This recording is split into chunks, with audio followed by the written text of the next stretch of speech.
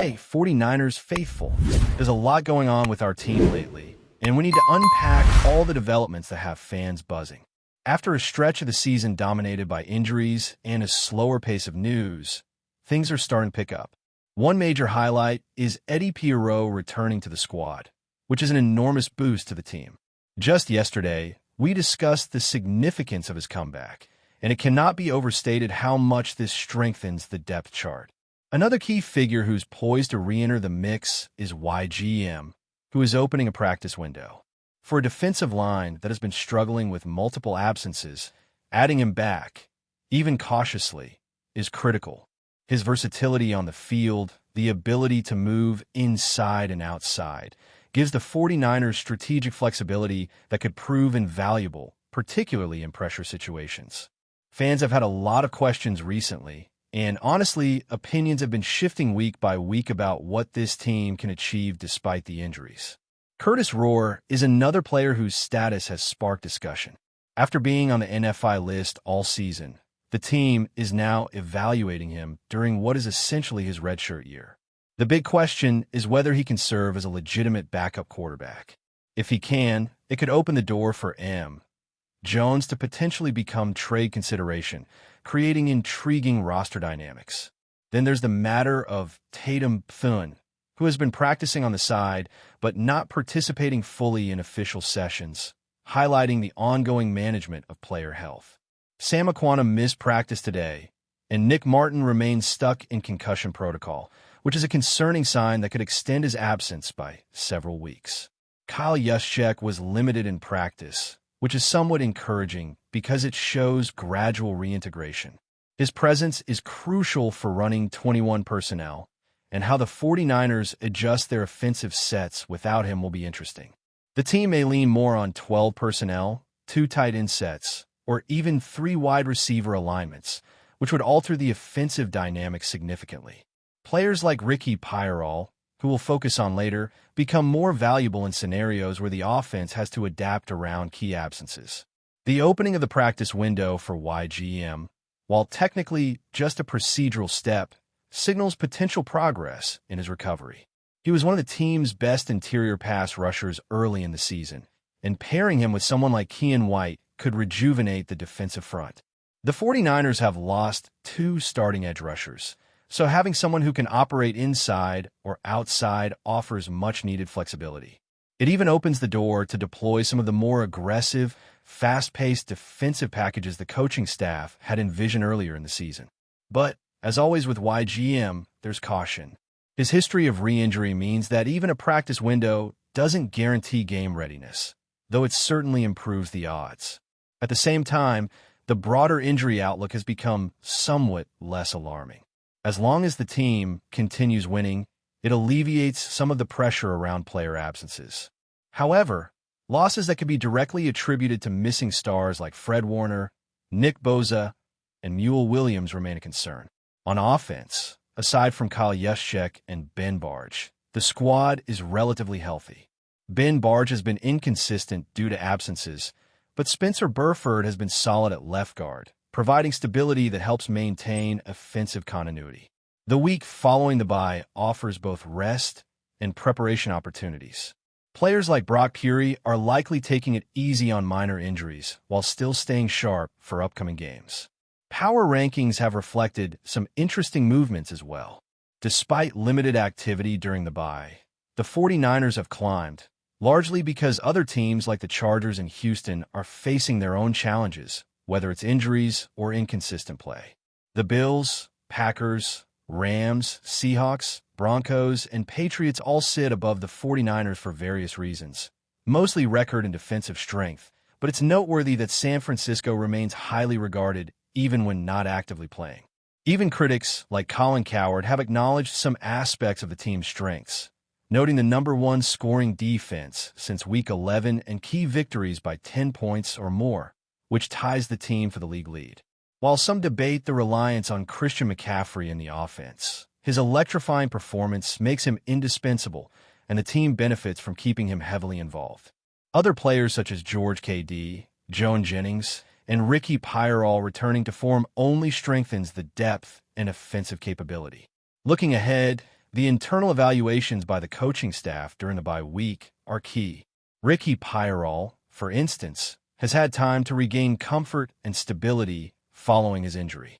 His route running and ability to make contested catches have stood out as critical assets, particularly on the outside, where timing and precision are paramount. The offense may shift depending on Kyle Juszczyk's availability, utilizing multiple personnel groupings to maintain efficiency. Ricky Pyrol's involvement will likely increase as the team adjusts formations, potentially giving him more opportunities to impact the game. This is a major consideration for opponents who must plan around these adjustments, knowing that Shanahan's system demands readiness and adaptability from every player. Evaluations of the quarterback situation in opposing teams, like Cam Ward with the Tennessee Titans, also offer insight into how the 49ers can exploit matchups.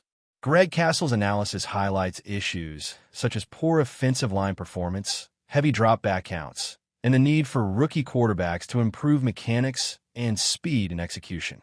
Comparisons to players like Trey Lance or Tim Tebow illustrate the challenges rookies face when translating college instincts to professional precision. This contrast gives the 49ers an edge, especially when they come in well-rested and strategically prepared after the bye. Offensive versatility and depth are advantages in these scenarios, providing multiple options in personnel packages to counter any defensive strategy. In summary, the combination of returning players, strategic flexibility, and meticulous preparation creates a dynamic environment for the 49ers as they head into the next stretch of the season. Injuries are being managed carefully, with players reintegrating into practice and contributing to both the offensive and defensive game plans. The ongoing evaluation of key personnel, alongside the adaptability of athletes like Ricky Pyrol, will shape how the team executes moving forward. As San Francisco navigates these challenges, maintaining momentum and capitalizing on opportunities will be crucial. Every adjustment, whether on the defensive front or through expanded offensive sets, has the potential to influence outcomes in significant ways, making the next few weeks a fascinating period for fans and analysts alike. As we continue to break down the 49ers situation, it's impossible to ignore the impact of practice windows and returning players on both the defensive and offensive schemes. YGM's gradual return, for instance, is not just about filling a roster spot. It's about restoring a strategic element that had been missing since the start of the season. His ability to rotate between inside and outside pass rushing roles allows the coaching staff to deploy creative defensive packages that can adapt to the opponent's strengths and weaknesses. Losing two starting edge rushers has forced the team to be inventive, but having a player of YGM's caliber back in the fold, even tentatively, adds a layer of unpredictability that could prove decisive in critical moments. This is particularly relevant when considering the defensive matchups coming up against quarterbacks who struggle with speed in the pocket or are less experienced in reading complex defenses. The Niners' ability to pressure the quarterback without overcommitting and risking exposure is now enhanced by the prospect of YGM returning, complementing the existing pass rushers like Keion White. Offensively, the team has shown resilience despite the absence of certain key players. Christian McCaffrey's presence continues to be the centerpiece, but the improvement and reintegration of players such as Ricky Pyrol and Joan Jennings give Shanahan more versatility when designing plays. Ricky Pyrol, especially, has been a revelation in recent games.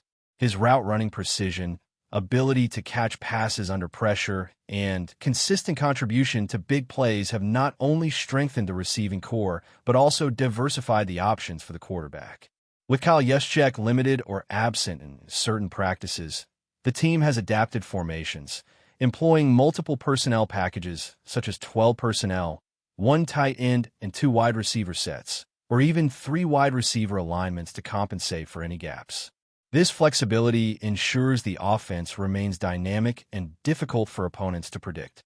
Ricky Pyrol's growing comfort and confidence on the field suggest that he may be poised for an even more prominent role, potentially leading to explosive plays that could shift the momentum in high-stakes games. Meanwhile, the evaluation of players like Curtis Rohr and the potential implications for Jones has fans speculating on roster moves that could impact both depth and team strategy. Curtis Roar's development during this redshirt season may determine whether he becomes a reliable backup at quarterback, which would allow the team to explore other trade or acquisition options. The 49ers front office and coaching staff are clearly thinking several moves ahead, balancing immediate needs with long-term considerations. This strategic foresight is mirrored in the careful management of players recovering from injuries. Sam Aquanu, for instance, remains out of practice, and Nick Martin's continued struggle with concussion protocol underscores the cautious approach the team is taking to protect player health. Meanwhile, the incremental progress of players like Kyle Juszczyk signals that the team is prioritizing both recovery and readiness, ensuring that when they return, they can perform at peak levels without risking re-injury. The bye week itself has proven invaluable for the team. While other teams may simply rest, the 49ers utilize this time for meticulous internal analysis, film study, and fine-tuning of both offensive and defensive schemes. Shanahan and his coaching staff are renowned for their attention to detail, and the week off allows them to evaluate matchups, scout opponent tendencies, and prepare their squad for the challenges ahead. Players returning from injury can participate in controlled sessions to regain timing and rhythm, while healthy starters refine their execution within adjusted game plans. This process ensures that the team enters upcoming games both physically and mentally prepared, maintaining a competitive edge in the league. The power rankings and external assessments, while often debated, provide a broader context for understanding the team's position in the league. Analysts have noted that the 49ers continue to perform strongly despite absences, and climbing in rankings without active play highlights the depth and potential within the roster. Christian McCaffrey's continued dominance, combined with the emergence of key contributors like Ricky Pyral, George K.D., and Joan Jennings, has been central to the team's upward trajectory. Critics who label the offense as overly dependent on certain stars often overlook how complementary pieces are stepping up, particularly when formations are adjusted to account for missing players. The ability to execute effectively despite these challenges is a testament to the coaching staff's adaptability and the players' skill and resilience. On the defensive side, the return of YGM could unlock schemes that were originally envisioned at the start of the season but sidelined due to injuries. His presence offers flexibility to alternate between inside pressure and edge rush, keeping opposing offenses guessing and providing critical support to remaining defensive starters. The interplay between YGM, Keion White, and other defensive linemen could be pivotal in games where turnovers, sacks, and pressure determine outcomes. This defensive adaptability pairs well with offensive versatility, creating a balanced team capable of handling diverse challenges on both sides of the ball. Players like Brock Purdy and Spencer Burford continue to exemplify the team's depth and reliability. Burford's contributions at left guard, particularly when stepping into roles beyond expectations, have stabilized the offensive line, allowing the running and passing game to operate efficiently. Meanwhile, Brock Purdy's cautious management of injuries demonstrates the importance of balancing performance with long-term health, especially for players who handle frequent physical contact. These individual stories reflect a broader narrative about the team. Depth, preparation, and adaptability have become essential components of success, particularly in a league where injuries are inevitable and competition is fierce. But before we dive in, don't forget to subscribe to 49ers Zone and hit the like button on this video. Your support helps us keep bringing you the latest updates on the San Francisco 49ers. And don't forget to share your thoughts on the news in the comments below. Whispers out of the West Coast stirred the NFL world late last night, sending fans into a frenzy and fueling yet another chapter in one of football's most heated rivalries. According to people close to the situation, the Rams head coach may have thrown gasoline on an already blazing feud by reportedly mocking the 49ers in a private conversation that somehow found its way into the public sphere. The coach, known for his sharp wit and competitive fire, is said to have laughed off San Francisco's season outlook and hinted that the so-called powerhouse is headed straight for the wild card. No cameras captured the moment. No microphones were present. Yet the words have traveled faster than a West Coast offensive snap. Some insiders insist it was just playful banter, the kind of jab tossed around constantly behind closed doors. Others are convinced it was an intentional shot, a psychological move meant to rattle a rival that has been a thorn in the Rams' side for years. The ambiguity of it all only intensifies the chatter, as neither organization has confirmed nor denied the comments. Fans for both camps are already trading blows online. Rams supporters are treating the rumor like a rallying cry, a reminder that their coach isn't afraid to stir things up. 49ers fans, unsurprisingly, have responded with their own brand of fire, calling the alleged remark nothing more than desperate noise from across the state. Even neutral observers are weighing in, wondering whether this is harmless gamesmanship or the early spark of something that could influence the tone of the entire season. For now, the remark remains suspended somewhere between truth and locker room folklore. But in a rivalry where every gesture, every phrase, every sideways glance becomes ammunition, even an unconfirmed whisper can reverberate like a hard hit across the middle. Whether the Rams coach truly meant to belittle his rivals or the story grew legs on its own, one thing is certain.